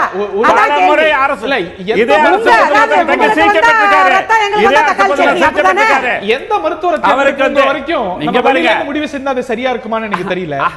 இவங்க தலைவர் வரல, சொல்ல வரல, நான் மீண்டும் உங்கள்ட்ட லண்டன் போய் லண்டன் போய் சிகிச்சை பெற்று வர்றதா எப்படி பொய்யான தகவலை பதிவு செய்றீங்களோ பொய்யை மட்டுமே தயவு செய்து பேசாதீங்க. நிச்சயமாக அன்னைக்கு இதே ஊடகங்கள் வந்தது. சிகிச்சைக்காக லண்டன் போயிருக்காரு. நீங்க மறுக்கலையே. நீங்க மறுக்கலையே. மறுக்கல. அவங்க சைடுல மறுக்கல. மறுக்கல. பொய்யா மறுக்காத அவசியம் கிடையாது. ஒரு பொய்யை ஒரு பொய்யை ஒரு மறுக்கல. ஒரு பையனை வந்து இப்படி கேவலமா பேச உங்க தலையை போல தான் நீங்களும் பேசுவீங்க. மறுப்பு நீங்க தெரிவிக்கல. நீங்க மறுப்பு தெரிவிச்சிருக்கலாமே. இது பொய். செய்திகள் பொய். உங்க தலைவர் மறுப்பு தெரிவிக்கல. நீங்களும் மறுப்பு தெரிவிக்கல. நீங்க மறுப்பு தெரிவிக்கல. அதான் நாங்களும் சொல்றோம். வர்ற வதந்திகளுக்கெல்லாம் மறுப்பு தெரிவிக்கணுமா தான் நாங்களும் சொல்றோம். அவங்களுக்கு வந்தா ரத்தம், எங்களுக்கு வந்தா தக்காளி சட்னியா? திரு வெங்கடேஷ், எப்படிப்பட்ட வதந்திகள் எல்லாம் வந்துட்டு இருக்குன்னா, ஒரு பைத்தியக்காரத்தனமான வதந்தி, இன்குபேட்டர்ல இருக்கிறாங்க முதலமைச்சர் அப்படின்னு இதுவும் பரப்பப்பட்டு வாட்ஸ்அப்ல எல்லாம் போயிட்டு இருக்கு. இப்படி ரக்க கட்டி போயிட்டு இருக்கு. இன்னைக்கு மாநில ஆளுநர் அறிக்கை விட்டிருக்கிறார். இதற்கு பிறகும் வதந்திகள் நிற்கும் அப்படிங்கிறதுக்கு எந்த உத்தரவாதமும் இல்லை. இது ரொம்ப மோசமாக பரவுவது சமூக ஊடகங்கள். பிரான்ஸ்ல இருந்து ஒரு பெண்மணி போடுறார் ஒரு மோசமான தகவலை. இது மாதிரி ஒரு பொறுப்பே இல்லாம ஒரு தகவல்கள் பரப்பப்பட்டிருக்கு. எல்லாருக்குமே இன்சைட் இன்ஃபர்மேஷன் இருக்கு. உங்களுடைய முதற்கட்ட பார்வை திரு வெங்கடேஷ். இல்லை, அடிப்படையில் ஒரு செய்தி புரிஞ்சுக்கணும். ரெண்டு விதமாக பாருங்களேன். ஒன்று வந்து அரசாங்கம் எதை தெரிவித்தாலும் அது தவறாகத்தான் இருக்கும். அரசாங்கத்தினுடைய பார்வைக்கு அப்பாற்பட்டு எனக்கு ஒரு பார்வை இருக்குது, கோணம் இருக்கிறது, எனக்கு தகவல் தெரியும், அதை நான் தெரிவிப்பேன் அப்படின்னு ஒரு செட்டு ஒரு ஒரு ஒரு ஒரு செல்ஃப் இம்போஸ்ட் அல்லது தங்களுக்கு பத்திரிகையாளர்களாக கருதி கொள்ளக்கூடிய ஒரு பெரிய தொகுதியினர் இருக்கிறார்கள். ஒன்று. இரண்டாவது, இன்றைக்கு நீங்கள் ஒரு சமூக ஊடகம் அப்படிங்கிற ஒரு பெரிய மீடியம் வளர்ந்த பிற்பாடு அத்தனை பேருமே பத்திரிகையாளர்கள், அத்தனை பேருமே தகவல்களை பரப்புபவர் அப்படிங்கிற ஒரு எண்ணம் வந்த பிற்பாடு அவர்களுக்கு அதனுடைய ஆத்தென்டிசிட்டி பற்றியோ அதனுடைய வெரிஃபை பண்ண வேண்டிய எந்த விதமான ஒரு பொறுப்புணர்வு இல்லாமல் உடனடியாக அவரால் எந்த நினைக்கிறார்களோ அந்த கருத்துக்களை தாங்களே அறிந்தது போல், தாங்களே பார்த்தது போல், தாங்களே அதை அத்தனை கண்டு உணர்ந்தது போல் எழுதுவதற்கான எல்லா வாய்ப்புமே இன்றைக்கு இருக்கிறது. பிரச்சனை என்னவென்றால், அரசு தரப்பிலிருந்து தெரிவிக்கக்கூடிய செய்திகளை மறுக்க வேண்டும் அல்லது அதை நம்பக்கூடாது அப்படிங்கிற மனநிலை முதல் தவறு. அதில் இருக்கக்கூடிய உண்மைத்தன்மை என்னன்னு பார்க்கிறது தவறாக தான் சொல்லுவாங்க. அது எப்பவுமே வந்து உண்மை சொல்ல மாட்டாங்க அப்படிங்கிற எண்ணம் ஏன் திருப்பி இது வந்து ஒரு வேண்டுமென்றே மீண்டும் மீண்டும் மீண்டும் எந்த அரசாங்கத்தின் மீதும், இது ஆளுகின்ற அரசாங்கத்தின் மீது மீண்டும் மீண்டும் வைக்கப்படக்கூடிய மிகப்பெரிய ஒரு குற்றச்சாட்டு அல்லது மிகப்பெரிய ஒரு நம்பிக்கையின்மை. இது வந்து ஒரு பெரிய சிக்கல். இதை வந்து நம்ம ரொம்ப ஆழமாக பார்க்க வேண்டிய விஷயம். இன்னொன்று, இந்த மக்கள் கையில் ஊடகங்கள் கிடைத்த பிற்பாடு அதை பொறுப்புணர்வு அற்று செயல்பட்டு அதை பொறுப்புணர்வு அற்று பரப்பும்போது அவர்களுக்கு ஒரு பெரிய கிளுகிழுப்பு ஒன்று இருக்கிறது. நான் இந்த செய்தியை பரப்பினேன், நான் இந்த செய்திக்கான ஒரு மூலகர்த்தாவாக இருக்கிறேன். இன்றைக்கு என்னன்னா, செய்தின்ற ஒரு பெரிய ஒரு ஊடகம் இருக்கு பாருங்க. இப்போ நீங்க வந்து பத்திரிகையாளனா இருக்கதோ இல்லை வந்து ஒரு ஜேர்னலிஸ்டா இருக்கதோ இல்லை ஒரு மீடியா பர்சனா இருக்கும்போது கிடைக்கக்கூடிய ஒரு அதிகாரம் இருக்கு இல்லையா, அந்த அதிகாரத்தை நானும் பெற்றுவிட வேண்டும் என்று நினைக்கக்கூடிய ஒரு மிகப்பெரிய தொகுதியினர் வந்து இதை வந்து இந்த சமூக ஊடகங்களில் செயல்படுகிறார்கள். அவருடைய மிகப்பெரிய சிக்கல் என்னால் ஊடகத்தில் இருக்கக்கூடியவருக்கு இருக்கக்கூடிய பயம், பொறுப்புணர்வு என்பது மிக அதிகம். இப்போ நான் ஒரு வார்த்தையை பேசுகிறேன் என்றால் நான் எவ்வளவு கவனமாக பேச வேண்டும், அக்கௌண்டபிள், நான் பேசக்கூடிய சொல்லுக்கும் நான் எழுதக்கூடிய சொல்லுக்கும் இருக்கக்கூடிய பொறுப்புணர்வு எனக்கு இருக்கிறது. அதை நாளைக்கு திருப்பி யாரும் கேள்வி கேட்டால் நான் அதுக்கு அது பதில் சொல்ல வேண்டும் என்ற பயம் இருக்கிறது. இந்த பயமும் பொறுப்புணர்வும் இல்லாமல் போகும் பொழுது ஏற்படக்கூடிய சிக்கல்கள் தான் இது அத்தனையும். இதனால் ஏற்படக்கூடிய விளைவுகள் மிக மோசமானவை.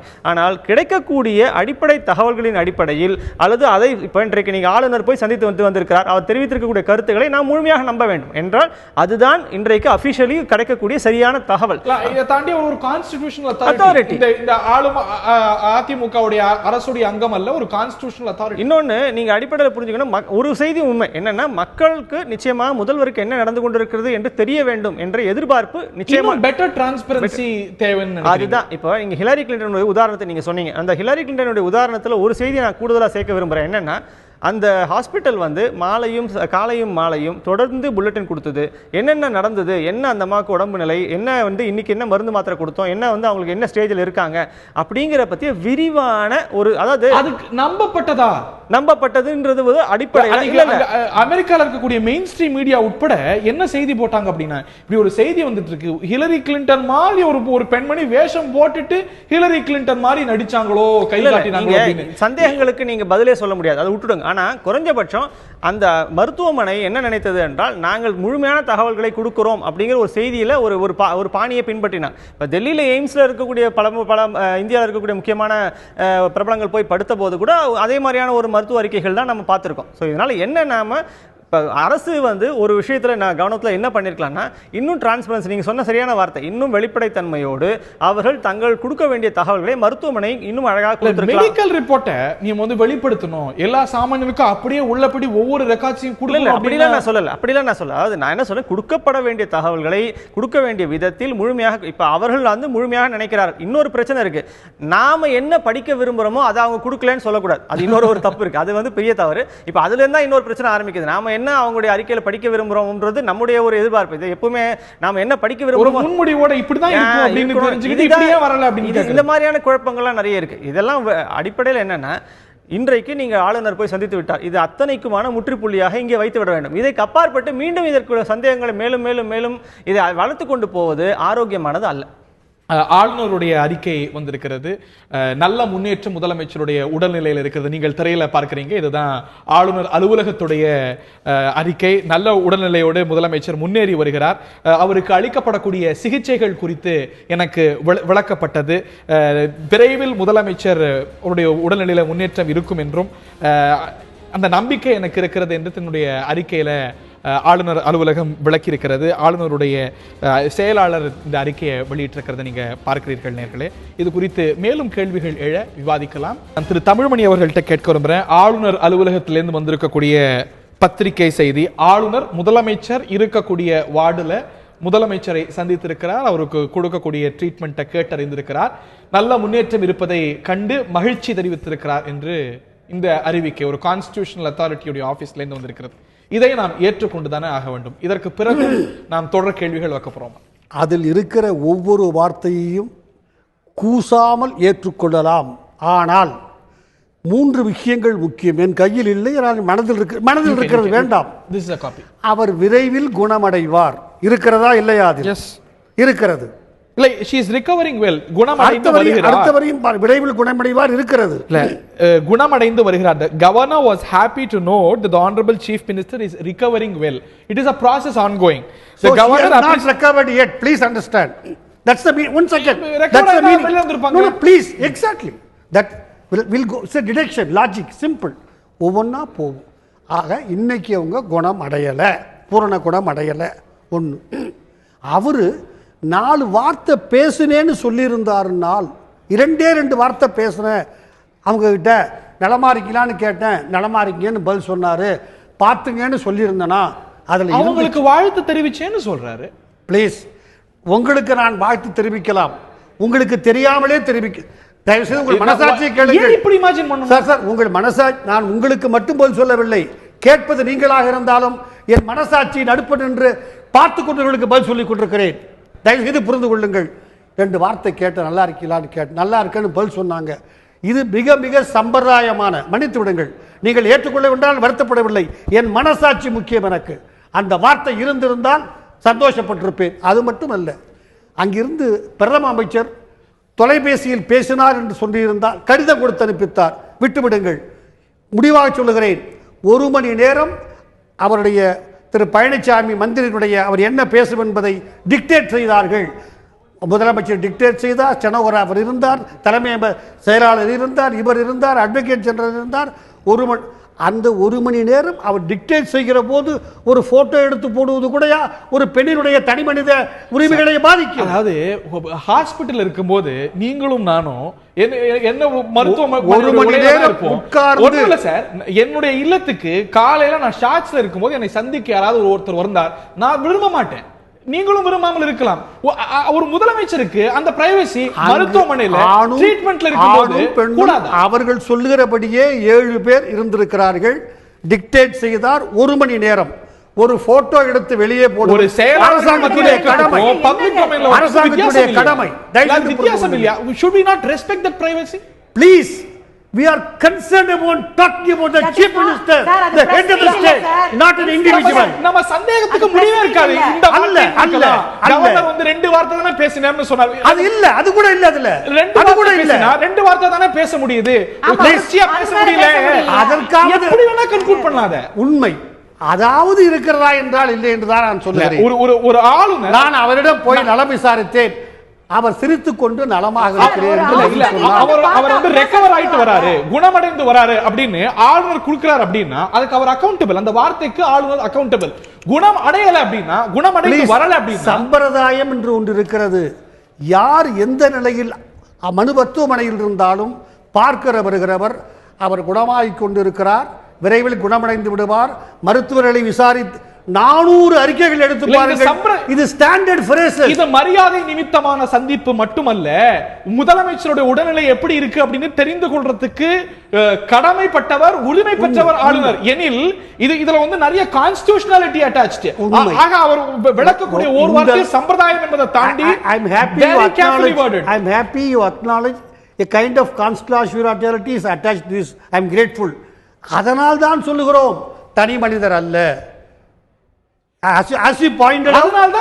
சந்திப்பு நடக்குது. அவருக்கும் அரசாங்கத்துக்கும் அந்த கான்ஸ்டிடியூஷனல் ரெஸ்பான்சிபிலிட்டி இருக்கிறது. மக்களுக்கு சந்தேகத்தை நான் திரும்ப கேட்கிறேன். மக்கள் சந்தேகமே படலைங்க. இதே மாதிரி 10 நாள் மருத்துவமனையில் இருந்து 10 நாள் மருத்துவமனையில் சித்தராமையா இருந்திருந்து அவர் உச்சநீதிமன்றத்தை பற்றி நடவடிக்கைகள் எடுத்திருந்து அந்த கமிட்டிக்கு ஒரு ஆளை போட்டிருந்தால் தமிழக மக்கள் எப்படி ரியாக்ட் செய்ய வேண்டும் என்று எதிர்பார்க்கிறீர்கள் என்று உங்கள் மனசாட்சியை கேட்டுக்கொள்ளுங்கள். அவர் நலமடைய வேண்டும் என்று நான் மீண்டும் கேட்கிறேன். இந்த விஷயத்தை அரசாங்கமும் கட்சிக்காரர்களும் கையாண்ட விதம் மிக தவறு. இல்ல, அது இன்னும் பெட்டரா கையாண்டு இருக்கலாமா இருக்கும். ஆனா இதுல வந்து இந்த சந்தேகத்தை நம்ம மேல் மேல அதிகரித்துட்டே போக முடியும். சரியா, இதையே சந்தேகத்தை உண்டாக்கிட்டது எப்படி? இல்ல, ஒரு ஆளுநர் குணமடைந்து வருகிறார் அப்படின்னு ஒரு சான்று கொடுக்கிறார், பேசக்கூடிய நிலையில் இருக்கிறார். நான் பேசினேன் என்பது வேறு, நான் சந்தித்தேன், வாழ்த்து தெரிவித்தேன். 40 நிமிடம் ஆஸ்பத்திரியில் இருந்தார். எஸ் எஸ் 30 செகண்ட் உள்ள இருந்தாரா? அதுதான் எங்களுக்கு தெரியணும். அவ்வளவு ஆபரேஷனல் டீடைல்ஸ் எதற்காக ஆளுநர் கொடுக்கணும்? நிச்சயம் வந்தது அவரை பார்க்க, பிரதாப் ரெட்டியை பார்க்க, அவருடைய மூன்றாவது அசிஸ்டன்ட் பார்க்க அல்ல. இவ்வளவு தெளிவா இருக்கு. வார்டனை நான் போய் பார்த்தேன், அவருக்கு வாழ்த்து தெரிவித்தேன். வார்டு என்பதே அந்த வார்டுங்கிற வார்த்தையே தவறு. ஒரு ஃப்ளோர் பூரா அவங்க இருக்காங்க. இப்படி நம்ம நீங்க எதிர்பார்க்க லாங்குவேஜ் தான் அறிக்கையில வரணும். இப்படி ஒவ்வொரு வார்த்தையும் பிக் பண்ணிட்டு நம்ம சந்தேகம் பொதுவா இல்ல, இப்படி ஒவ்வொரு வார்த்தையும் பிக் பண்ணி சந்தேகத்தை இந்த அறிக்கை தீர்க்கிறதா என்று கேட்டது நீங்கள், இல்லை என்று பதில் சொல்லுவது. இந்த அறிக்கை மிக நிச்சயமாக எந்த சந்தேகத்தையும் தீர்க்கவில்லை. அப்படி எந்த அறிக்கையில நம்ம சந்தேகம் அது வேற முடியாது. எந்த அறிக்கை கொடுத்தாலும் சந்தேகம் அது வேறு. நான் அதை பற்றி விவாதிக்க விரும்பவில்லை. நாளைக்கு ஆடியோ, முதலமைச்சரோட ஆடியோ வருதுன்னு வச்சுக்கோங்க. ஒரு சிலர் கருதலாம் இது எதற்காக ஆடியோ வர வேண்டும், இது முதலமைச்சருடைய ஆடியோ போல இல்ல, அவங்க முடிக்கும் போது அண்ணா நாமம் வாழ்க, புரட்சி தலைவர் நாமம் வாழ்க முடிக்கலன்னு சிலர் கருதலாம். 1 மணி நேரம் ஒரு முதலமைச்சர் ஒரு மிக மிக முக்கியமான பிரச்சனையை பற்றி டிக்டேட் செய்திருக்கிறார் என்று சொல்லுகிறார்கள். அதை கூடவா ரெக்கார்ட் செய்து காண்பிக்க முடியாது? எதற்கு காமிக்கணுங்க? காவேரி பிரச்சனையை சகோதரி அவர் சொல்வது போல இதை இன்னும் பெட்டரா கையாண்டிருக்க முடியுமா? அவர் எந்த ஒரு கன்க்ளூஷனுக்கும் வரல. ஆனா அவர் என்ன கேட்கிறாரு, இதை இன்னும் பெட்டரா கையாளலாமே. நீங்க பத்திரிகையாளர்களை சந்திச்சாரு, அந்த மருத்துவ நிர்வாகம் சந்திச்சதுங்கிறீங்க, ஆளுநர் இன்று சந்திக்கல. அன்று சந்திப்பது போது கூட கேமராமேன்கள் தான் இருந்தாங்களே தவிர ரிப்போர்ட்டர்ஸுக்கு அங்க இல்ல. மிஸ்டர் ஹரி, சந்தேகங்களுக்கு மனிதர்களுக்கு முடியவே முடியாது. அப்படி காமிச்சா அதையே இன்னும் பேசல. நல்லா இருக்காங்கன்னு சொன்னாங்க, நல்லா ஆயிட்டாங்கன்னு ஏன் சொல்லல? வருவேன்னு சொன்னாங்க, எப்போ வருவாங்கன்னு ஏன் இந்த சந்தேகத்திற்கும் ஒவ்வொருக்கும் ஒருத்தருடைய எண்ணம். நான் இந்த மொழியில பேசுவேன், அவங்க அந்த மொழியில பேசுவாங்க, என்னோட வார்த்தை எப்படி இருக்குன்னு நான் நினைப்பேன். இதுக்கெல்லாம் முடிவே கிடையாது. எப்படி பிரஸ் ரிலீஸ் பண்ணாலும் சந்தேகப்படுறவங்க பட்டுக்கிட்டு தான் இருப்பாங்க, கேள்வி கேட்கறவங்க கேட்டுட்டு தான் இருப்பாங்க. ஒன்று மட்டும் உண்மையா சொல்ல முடியும், 1 மணி நேரம் டிக்டேட் பண்ணாங்களே, ஏன் போட்டோ எடுக்கலன்னா 1 மணி நேரம் டிக்டேட் பண்ணதுக்காக பிரஸ் மீட்டை உட்கார வச்சுக்கிட்டு முதலமைச்சர் உடனே வந்து உட்கார்ந்து பிரஸ் மீட்ல போட்டோ கொடுக்கணும் இல்ல, தன் கடமையை செய்யறாங்க. 107க்கு அம்மா கேண்டீன் திறக்கப்பட்டிருக்கு, வேட்பாளர் அறிவிக்கப்பட்டிருக்கு. அதை அவர்கள் நம்ப வேண்டும் என்கிறது எங்களுக்கு இல்ல, எங்களுக்கு தெரியும். எங்களுக்கு தெரியும் என்ன நடக்குதுன்னு. அரசாங்கம் நடக்குது, எல்லாரையுமே திருப்திப்படுத்துங்கிறது நடக்காதுங்க. மக்களுக்கு தெரிய வேண்டும், அதுதான் முக்கியம். இன்னைக்கு வேட்பாளர் அறிவிக்கப்பட்டு பிரச்சாரம் தொடங்கப்பட்டிருக்கு. இன்னைக்கு காவேரி இஷ்யூல நேத்து ஒரு நல்ல தீர்ப்பு வந்திருக்குன்னா நிச்சயமாக அம்மாவுடைய அறிக்கை மிகப்பெரிய உதவி அதுக்கு இருந்திருக்கு. ஒவ்வொரு காரியம் நடக்கும் போது இது ஏன் செய்யல, அது ஏன் பண்ணல, இந்த வார்த்தை ஏன் வரல, அந்த வார்த்தை ஏன் வரல, சந்தேகங்களுக்கு முடிவே கிடையாது. மனிதனோட சந்தேகத்துக்கு முடிவு கிடையாது. நம்பணும், சில விஷயத்தை நம்பணும். இந்த வதந்திகளுடைய வீரியத்தை நீங்க நிச்சயம் அறிவீங்க. ஒரு அரசாங்கமும் சொல்றதை கேளுங்க, ஒரு அரசாங்கமும் ஒரு அப்போலோ போன்ற மிக உயரிய ஒரு ஹாஸ்பிட்டலும் ஒரு பிரஸ் மீட் கொடுத்து சொல்லும் போது அதையே சந்தேகப்பட்டாங்கன்னா எதை நம்ப போறாங்க? நாளைக்கு அரசாங்கத்துக்கு மட்டும் இல்ல, மக்களுக்கு பதில் சொல்லணும். போல பொய் சொல்ல முடியாது. Doctors cannot lie. It is not an easy job. They are talking about chief minister. அந்த frequency அதிக பண்ணலாம்.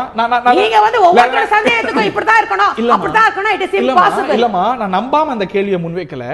அந்த நம்பிக்கை இன்னும் அதிகரிக்கிறதுக்கான அதுதான் சொல்றேன் மிஸ்டர் ஹரி. இவங்க நம்பிக்கையை நீங்க வந்து நம்ப வைக்கவே முடியாது. குற்றம் சொல்றவங்க சொல்லிட்டு தான் இருப்பாங்க. அத வந்து நீங்க இப்படி சொன்னா அப்படின்வாங்க, அப்படி சொன்னா இப்படின்வாங்க. பெஸ்ட் எஃபோர்ட் போடப்பட்டதா அப்படிங்கறது. If you believe, you will believe it. If you don't believe it, you can't make them believe it. அவ்வளவுதான். திரு வெங்கடேஷ் அவர்கள்ட்ட கேட்க வரும்போது இந்த மாதிரியான வதந்திகள் புதிதல்ல. போன 2 மாசத்துக்கு முன்னாடி பார்த்தோம் திரு ரஜினிகாந்த் அவர்களுடைய உடல்நிலை பற்றி. அவர் வந்து இந்த சமீபத்தில் ஒரு படம் வந்து கபாலி படம், அவருடைய படத்துடைய விழாக்கள்ல கலந்துக்கல. அவர் மிக மோசமான உடல்நிலையில இருக்கிறார். பல வதந்திகள் வந்தது அவர் உயிரோடையே இல்லைன்னு. திரு ரஜினிகாந்த் ஒன்றுக்கும் மேற்பட்ட முறை விளக்க வேண்டியதாயிடுச்சு, நான் நல்ல உடல்நலத்தோடு உயிரோடு தான் இருக்கின்றேன் என்று. இந்த மாதிரி வதந்திகள் செலிபிரிட்டிஸை பொறுத்த வரைக்கும் புதிதல்ல. எவ்வளவோ செலிபிரிட்டிஸை பொறுத்த வரைக்கும் வதந்தி வந்திருக்கிறது. ஏன் தமிழக முதலமைச்சரோட உடல்நிலை குறித்து கடந்த ஆண்டு எத்தனை வதந்திகள், அவங்க சிங்கப்பூர் போயிட்டாங்க, அமெரிக்கா போறாங்க, அது சரியில்லை, இது ஃபெயிலியர், பிறகு வந்தாங்க, தேர்தலை எதிர்கொண்டாங்க, வெற்றி கொண்டாங்க. அதுல இருந்து இது சற்று வித்தியாசப்படுத்தி பாக்குறீங்களா இந்த ஒரு சூழ்நிலை? இல்லை, அடிப்படையில் ஒரு பிரச்சனை இருக்குது. நம்ம ஒரு பயங்கர பெசிமிஸ்டிக்கான ஒரு சமூகம் சார். இதில் பிரச்சனை என்னென்னா, நம்ம எதையுமே வந்து பாசிட்டிவாக அணுகிறத விட நெகட்டிவாக எதையுமே அணுகிறது, எதையுமே சந்தேகப்படுது, எல்லாத்துலேயுமே நம்ம ஒரு குற்றம் குறை காண்பது, இது வந்து நம்முடைய இயல்பானவே இருக்குது. அதுவும் குறிப்பாக நீங்கள் வந்து செலிபிரிட்டிஸ்னு வரும்பொழுதும், இந்த மாதிரி அரசியல்வாதிகள் அப்படின்னு வரும்பொழுதும் நாம் வந்து புதுசாக ஒன்றத்தை சொல்லணும். அதாவது நம்முடைய எதிர்பார்ப்பு என்ன இருக்குன்னா, ஒருத்தன் வந்து கொலை செய்யப்பட்டான் இல்லை, அவனை கத்தியால் குத்தி அவனுக்கு ரத்தம் வழிந்து இந்த மாதிரியான டீட்டெயில்டான குத்துனா தான் நமக்கு அவன் கொலை செய்யப்பட்டான்னு நம்ம நம்புவோம், இல்லைன்னா நம்ப மாட்டோம். இந்த மாதிரியான ஒரு மனநிலையோடு நம்ம வளர்ந்துருக்கோம். பிரச்சனை என்னென்னா, இன்றைக்கு ஒவ்வொரு அமைப்பும் அரசாங்கமாக இருந்தாலும் சரி, மருத்துவமனையாக இருந்தாலும் அவர்களுக்கான எல்லைக்குட்பட்டு தான் சில காரியங்களை செய்ய முடியும். அந்த எல்லைக்குட்பட்டு செய்யக்கூடியது அவர்கள் பயன்படுத்தக்கூடிய வார்த்தைகள், பயன்படுத்தக்கூடிய இமேஜஸ் எல்லாத்துலேயுமே ரொம்ப கவனமாக இருக்காங்க. ஏன்னா அவர்கள் வந்து இன்னும் இதனுடைய ரிப்பர்கஷன் நீங்கள் புரிஞ்சுக்கோங்க. என்னென்னா, செய்யக்கூடிய கொடுக்கக்கூடிய செய்திகள் என்ன விதமான பலனை எதிர்பார்க்கும் அப்படின்னு, என்ன விதமான பலனை உருவாக்கும் அப்படிங்கிறது. உதாரணமாக, நீங்கள் இதனால் ஒரு அசம்பாவிதங்கள் நடைபெறுமா, இதனால் ஒரு சமூகத்தில் ஏற்படக்கூடிய பதட்டம் அதிகமாகுமா, இதனால் ஏற்படக்கூடிய பாதிப்புகள். ஏன்னா நீங்கள் தமிழ்மணி சொல்றது போல விளக்காத சில பதற்றத்தை ஏற்படுத்தியிருக்கு. விளக்காதனால என்ன இருக்கு, ஒரு 4 நாளா அறிவிக்கை வரல மருத்துவமனையிலிருந்து அப்படின்னு சொல்லிட்டு பலரும் பல கன்க்ளூஷனுக்கு வந்து, பல இடங்கள் ஐடி நிறுவனங்கள் மூடியதை பார்த்தோம், பல இடங்கள்ல பதற்றமான சூழ்நிலை பார்த்தோம். உங்களுக்கு எத்தனை அழைப்புகள் வந்திருக்கும். சோ இது விளக்காதது கூட இந்த பதற்றத்தை ஏற்படுத்தலையோ? இல்ல, விளக்காததுக்கான காரணங்களை நாம் வந்து நாம இன்னும் கூடுதலாக விளக்கி இருக்கலாம்ன்றதான் நம்முடைய எதிர்பார்ப்பு. ஆனால் விளக்காமல் இருப்பதற்கான காரணங்களை அரசு தான் தெரிவிக்க வேண்டும். இது பிரச்சனை என்னன்னா, திருப்பி நாம பயப்பட வேண்டிய ஒரு இதே ஹிலாரிக்கும் இங்க இருக்கக்கூடிய முதல்வருக்குமான வித்தியாசம் என்னவென்றால், ஹிலாரி உடல்நலம் குண்டி இருக்கிறார், அதனால பாதிப்புகள் என்னன்னு அமெரிக்காவில் சொன்னா நிச்சயமா அங்கே வந்து இருக்கக்கூடிய கடைகளோ பிற எஸ்டாப்ளிஷ்மெண்ட்ஸோ அடித்து தாக்கப்படாது. அங்க இருக்கக்கூடிய சூழ்நிலை என்பது வேறு. இங்கே நீங்கள் இதற்கான ஒரு எக்ஸ்ட்ராவாக 4 வார்த்தைகள் கொடுத்து அவருடைய உடல்நிலை பற்றி இருக்கக்கூடிய விவரங்களை தெரிவித்தால் இங்கே எதிர்பார்க்கக்கூடிய எதிர்வினைகள் மிக மோசமாக இருக்கலாம். இது இருக்கலாம். அதாவது இந்த பயம் இருக்கு. அமெரிக்கால கூட ஹிலரி கிளின்டன் தரப்புல இருந்து அறிவிக்கை வெளியிடப்பட்டது. மெயின் ஸ்ட்ரீம் ஊடகங்கள் உட்பட அவங்களுக்கு மென்டல்ங்கிற அளவுக்கு கூட அறிக்கைகளை வச்சு இது பண்ணிட்டு எல்லா அறிவிக்கைகளையும் எல்லா தகவல்களையும் வெளியிட முடியாது இல்லையா? இவங்களுக்கு இந்த பிரச்சனை அந்த பிரச்சனை. மருத்துவர்கள் அல்லாதவரும் கூட அவங்க வெளியிட்ட அறிக்கைகளை வச்சு ஏதோ சரியில்லைன்னாங்க. அடுத்த ஒரு வாரம் பிரசிடென்ஷியல் டிபேட்ல கலந்துக்கிட்டாங்க. சோ யாரையுமே சாட்டிஸ்ஃபை பண்ண முடியாது. எவ்வளவு அதிகமான எவ்வளவு டீடைலான ஆபரேஷனல் டீடைல்ஸ் கொடுத்தாலும் you cannot satisfy everybody. You cannot convince. The problem here is, இதனால இருக்க நம்முடைய அடிப்படையில் நமக்கு என்னன்னா, இந்த டூம் சேயர்ஸ் சொல்றாங்கல, எப்பவுமே இந்த மாதிரியான தவறுகள், இந்த மாதிரி குறைபாடுகள், இதை மட்டுமே நம்புவது அப்படிங்கிறது ஒரு சமூகத்தினுடைய ஒரு அடிப்படையிலேயே இருக்கக்கூடிய ஒரு குறை. இது ஆக்சுவலா நம்ம பாசிட்டிவா எதையுமே நம்ம எடுத்து பேசுவது என்பதை விட குறைகளை வந்து ரொம்ப வாய் மெல்வது போய் மென்று கொண்டே இருப்பதற்கு விரும்புகிறோம். இது ஒரு பெரிய சிக்கல். இந்த சமூக சிக்கல்லேருந்து நம்ம இந்த மாதிரியான செய்திகளை பிரித்து பார்க்க வேண்டியது அவசியம். ஓகே, நான் திரு கண்ணதாசன் அவர்களுடைய விரிவான கருத்தை கேட்க விரும்புகிறேன். கவர்னர் வந்து பார்க்க வேண்டும் முதலமைச்சர் அப்படிங்கிற கோரிக்கையை முதல்ல வைத்ததே திராவிட முன்னேற்ற கழகம் தான். அந்த அறிக்கை வந்திருக்கு. அதில் திரு கண்ணதாசன் அவர்களுக்கு வேறுபட்ட கருத்து இருக்கிறதையும் நான் புரிஞ்சுக்கிறேன். திரு கண்ணதாசன், நீங்க வலியுறுத்தினீங்க ஆளுநர் உரிய நடவடிக்கை எடுக்கணும்னு. உரிய நடவடிக்கை எடுத்திருக்கிறார். முதலமைச்சரை அவர் தங்கி இருக்கக்கூடிய வார்டுல சந்தித்திருக்கிறார், வாழ்த்து தெரிவித்திருக்கிறார், வேகமாக முன்னேற்றம் கண்டு வருகிறார் அப்படிங்கறத அறிக்கையில பதிவு செய்திருக்கிறது ஆளுநர் அலுவலகம். இதற்கு மேல என்ன, இதுல ஏன் உங்களுக்கு மாறுபட்ட கருத்து இருக்கிறது? எங்களுக்கு முதலமைச்சர் வந்து பூரண உடல் நலம் பெற வேண்டும் என்பதில் சரஸ்வதி அவர்களை விட நாங்கள் ரொம்ப ஆர்வமாக இருக்கிறோம். ஏன் காரணம் என்ன கேட்டிங்கன்னா, நாங்கள் மிக தெளிவாக தலைவர் கலைஞர் ஆகட்டும், தளபதி ஆகட்டும், முதலமைச்சருடைய அந்த நலம்பெற சொல்லுங்க. ஆனால் இந்த ஆளுநரைக்கு மூத்த வழக்கறிஞர் தமிழ்மணி சொல்வது போல இதுவும் பல மற்ற நபர்கள் சொல்லலாம் உங்களுக்கு சந்தேகமானு சொல்லிட்டு, எப்படிப்பட்ட சந்தேகமும் இல்லாத வகையில் இருக்க வேண்டும் என்பதை தான் நாங்கள் விரும்புகிறோம். நீங்கள் பாருங்க, பிரதாப் சி ரெட்டியை சந்தித்தார், வார்டு வரைக்கும் போனாரு அப்படின்னாங்க. மீட்டுக்கும் உங்களுக்கு விசிட்டுக்கும் வித்தியாசம் இருக்குது. வார்த்தைகளுக்கு அவர்கள் விசிட்டேட் தான் இருக்குது. இரண்டாவது பார்த்தீங்கன்னா, பூங்கொத்து யாரு கொடுக்க, பூங்கொத்து யார்கிட்ட கொடுத்துருப்பாங்க நினைச்சு பாருங்க. பூங்கொத்து கொடுத்ததா இருக்குது. பூங்கொத்து கொடுக்க நிலைமையில இருக்கிறாங்களா அவங்க? வார்த்தைகள் தான் இந்த அறிக்கையில நம்ம யூகத்திலே எல்லாமே சொல்ல வேண்டாம். Governor of Tamil Nadu presented a basket of fruits and wished the honorable chief minister a speedy recovery. வேற யார்ட்டியா விஷ் பண்ண முடியும்? முதலமைச்சர் தான் விஷ் பண்ணிருக்காரு. விசிட்டடுக்கும் மீட்டுக்கும் இப்படி நம்ம வந்து ஒவ்வொரு வார்த்தையும் போய் நம்ம டிசெக்ட் பண்ணிட்டு போயிட்டு இருந்தோம்னா முடியவே முடியாது. நான் வந்து 5 நிமிஷம் பேசல, 20 நிமிஷம் பேசல, தெளிவற்றதாகவும் சந்தேகத்தை ஏற்படுத்தா இருக்குது. அதுதான் சொல்றோம். நாங்க வார்த்தைகள் வந்து நாங்கள் சந்தித்த மரியாதை தமிழ்மணி அவர்கள் சொன்னது போல சந்தித்தேன், அவர்கள் நம்பர் தான் சொன்னாங்க, அதுல தவறு கிடையாது. ஆனால் இப்படிப்பட்ட வார்த்தைகளை பயன்படுத்துவது மக்களுக்கு இன்னும் சில சந்தேகங்கள் ஏற்படும் நாங்கள் சொல்றோமே தவிர, அவர் இந்த சொல்றதுனால வந்து அவர் நலமடைய கூடாதுன்னு நாங்கள் நினைக்கல. அவர் பூரண நலமடைய வேண்டும், மிக விரைவில் திரும்பி வந்து பணியாற்ற வேண்டும் என்ற விளைவைத்தான் நாங்கள் சொல்றோம். இல்ல, நலமடைய சூழ்நிலையில் இருக்கும்போது தான் வேகமாக நலமடைந்து வருவதனால தானே ஆளுநர் அந்த ஒரு உத்தரவாதத்தை கொடுக்க முடியுது.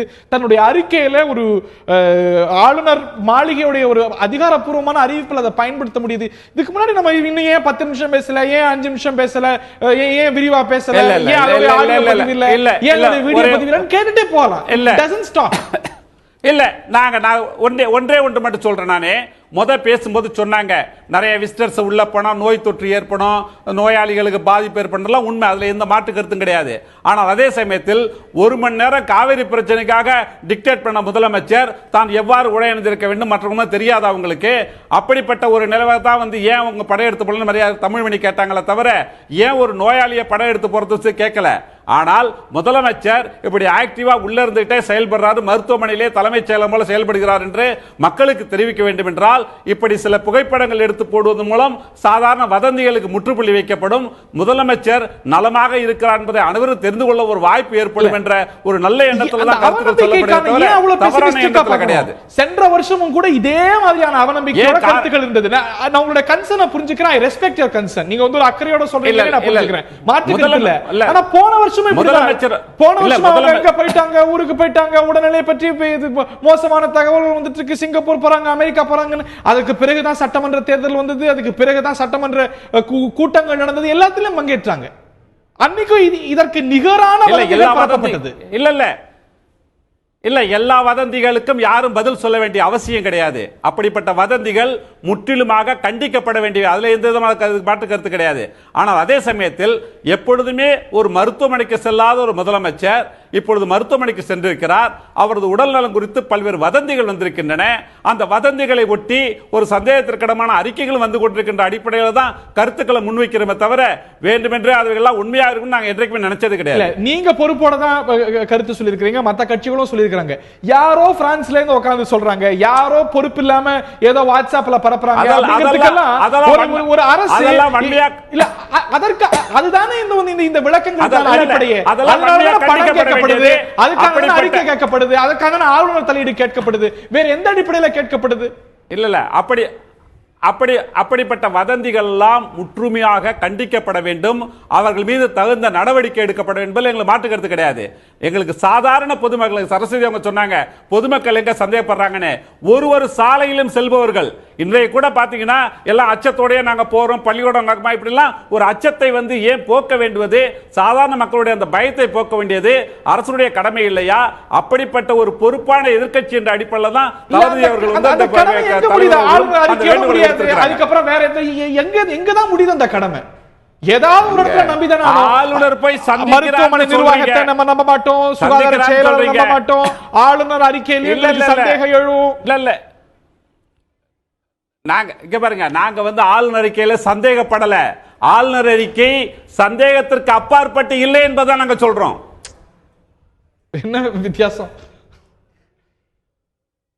எப்படி இருந்திருக்கணும் ஆளுநர் அறிக்கை?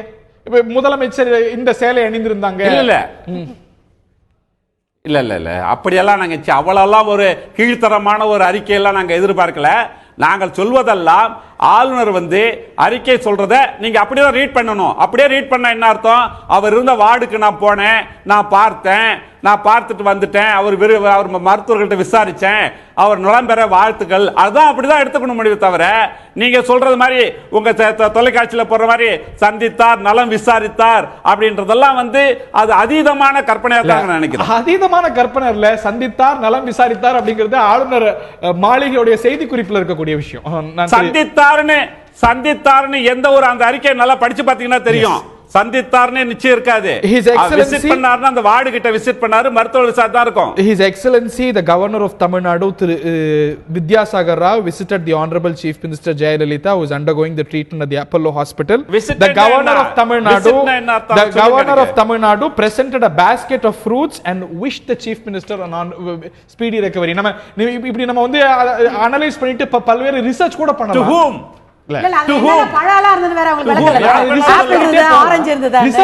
போகலாம். அதுல முக்கியமான ஆபரேஷனலான விஷயம் the governor was very happy to know that the Chief Minister of Tamil Nadu is recovering very well. சந்தோஷம் தாங்க, நாங்களும் சந்தோஷப்படுறோம். ஆளுநர் மகிழ்ச்சி அடைதல், நாங்களும் மகிழ்ச்சி அடைகிறோம். நீங்க பக்கத்துல சொல்லல. ஆனால் இந்த வதந்தி பரப்புவர்களுக்கு இந்த அறிக்கை இன்னும் சந்தேகத்தை கிளப்புன்னு நாங்க சொல்றோம். நிச்சயமா கிளப்பாது. வதந்தி பரப்புவர்களுக்கு தக்க நடவடிக்கை காவல்துறை ஏற்கனவே எடுத்தாச்சு, தொடர்ந்து எடுக்கப்படும். வதந்தி பரப்புவர்கள் தானா திருந்த போறது இல்ல. நேத்தே கேஸ் ஃபைல் பண்ணிருக்கோம். நேத்தே காவல்துறை கேஸ் ஃபைல் பண்ணியாச்சு. அந்த பிரான்ஸ்ல இருக்கவங்க மேல காவல்துறை தொடர்ந்து இன்னைக்கு அறிக்கை கொடுத்திருக்காங்க. தவறான தகவலை பரப்புவர் மேல் தக்க நடவடிக்கை எடுக்கப்படும். திரு கண்ணதாசன் வலியுறுத்துவது, திரு தமிழ்மணியை வலியுறுத்துவது, இதெல்லாம் நாங்க புறக்கணிக்கிறோம் அப்படிங்கிறது இல்ல. இதற்கு மேலேயும் செய்தா இன்னும் இத பெட்டரா ஹேண்டில் பண்ணலாம்ங்கறதா. அதை நீங்க ஏத்துக்கிறீங்களா? மிஸ்டர் ஹரீம், இதுக்கு மேலேயும்னா வதந்தின்னு அவங்களே ஒத்துக்கறாங்க. வதந்தியை பரப்புறவங்க நேரா போய் ஒரு அரசுக்கு கெட்ட பேர், நான் இப்ப சொல்றேங்க, ஒரு அரசுக்கு கெட்ட பேரை உண்டாக்க வேண்டும், சட்டம் ஒழுங்கை கெடுக்க வேண்டும் என்று சில பேர் திட்டமிட்டு இதை செய்யறாங்க. நாங்க ஆணித்தரமா சொல்றோம், நிச்சயமா சொல்றோம். சில பேர் திட்டமிட்டு இதை செய்யறாங்க. இன்றைக்கு சட்டம் ஒழுங்கை கெடுக்க வேண்டும், அரசுக்கு களங்கத்தை உண்டாக்க வேண்டும், தேர்தல் நேரத்தில் ஒரு குழப்பத்தை விளைவிக்க வேண்டும். இப்படிப்பட்டவங்க செய்யும் போது காவல்துறை தக்க நடவடிக்கை எடுத்தாச்சு. கேஸ் ஃபைல் பண்ணிருக்கோம், அறிக்கை கொடுத்திருக்கோம். நிச்சயமா என்ன இவங்களுக்கு சௌரியம்னா ஒரு விஷயம் ஆரம்பிச்சா அது லாங்கா போயிட்டே இருக்கும். வாட்ஸ்அப்லயும், ட்விட்டர்லயும், ஃபேஸ்புக்லயும் நம்மள பிடிக்க முடியாது இல்ல. அந்த தைரியத்துல செஞ்சிட்டு இருக்காங்க. இன்னும் ஒரு படி போய் இந்த வதந்திகளுக்கு எல்லாம் முற்றுப்புள்ளி வைக்கலாம்ங்கறத உங்களுடைய வதந்திகளை நீங்க நிறுத்தவே முடியாது மிஸ்டர். இந்த விவாதத்தை பொறுத்தவரைக்கும் உயிரோட கவுண்டமணியை சாகடிச்சாங்க, செந்தில சாகடிச்சாங்க. Everybody is on the same. அவர்கள் இன்னும் பரிபூரண குணமடையணும், உறுதியா மீண்டும் பழையது போல பணியை மேற்கொள்ளணும் அப்படிங்கிறதா எல்லோருடைய எண்ணம். அதை எப்படி அனைத்து இந்திய அண்ணா திராவிட முன்னேற்ற கழக தொண்டர்கள் அதை ஆவலோடு அவர் பரிபூர்ண குணமடைந்து பழையது போல மிக கம்பீரமாக உறுதியாக அரசு பணியாற்றுவதை விரும்புகிறாங்களோ அது போலத்தான் தமிழ்நாட்டில் இருக்கக்கூடிய அத்தனை பொதுமக்களும், அத்தனை கட்சிகளும், அத்தனை இன்ஸ்டிடியூஷன்ஸும் விரும்புகின்றன. அதில் மாற்று கருத்தே இருக்க முடியாது. பல்வேறு வதந்திகள் தொடர்ந்து பரப்பப்பட அதற்கெல்லாம் இடமில்லாது முற்றுப்புள்ளி வைத்து முதலமைச்சர் பரிபூர்ண நலனத்தோடு மீண்டும் திரும்ப வேண்டும் அப்படிங்கிற எண்ணத்தோடு, வாழ்த்துக்களோடு, பிரார்த்தனைகளோடு இந்த நிகழ்ச்சியை நிறைவு செய்வோம். இந்த நிகழ்ச்சியில் பங்கு கொண்ட விருந்தினர்கள் அனைவருக்கும், பார்த்த நேயர்களுக்கும் நன்றி. வணக்கம்.